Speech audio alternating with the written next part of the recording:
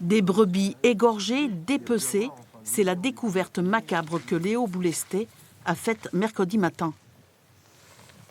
Il reste rien, on voit bien que sur celle-là, les côtes ont été arrachées carrément. Pour moi, c'est pas un petit chien qui a pu venir attaquer 6 brebis de la sorte et consommer autant de viande.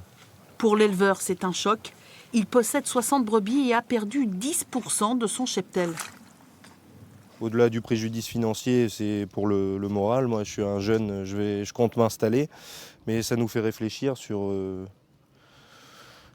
beaucoup de choses. Autour de Léo, d'autres éleveurs examinent les dépouilles. Ils sont convaincus que le loup est de retour dans le sud de la Vienne. On a quand même des signes tout à fait caractéristiques du loup. On a une peau, vous voyez, qui est bien retirée, dépecée comme un abattoir. On a des traces de crocs, dont on voit l'écartement d'une part, et puis l'importance de la taille. Il a vraiment tiré pour dépecer. Et puis, il y a cette vidéo amateur prise à quelques kilomètres par un agriculteur. Le loup. Un indice fourni à l'Office national de la biodiversité.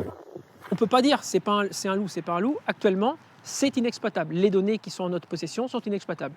Nous, on va mettre des équipes sur le terrain tout le week-end, et puis donc c'est déjà depuis 2 jours, et tout le week-end pour essayer de recueillir un maximum d'éléments supplémentaires si on peut en avoir. Et puis en fonction, à chaque fois, ça sera analysé par le niveau national. Mais pour les éleveurs, il n'y a pas d'erreur. Leur conviction est faite. Le loup, il a été vu à multiples reprises dans les parages. Il est présent, c'est clair. Après, l'État, il ne faut pas qu'elle continue à vouloir nier ou minimiser le phénomène. Il va falloir prendre des mesures concrètes et rapides, c'est tout. Léo Boulesté a rentré son troupeau dans la bergerie.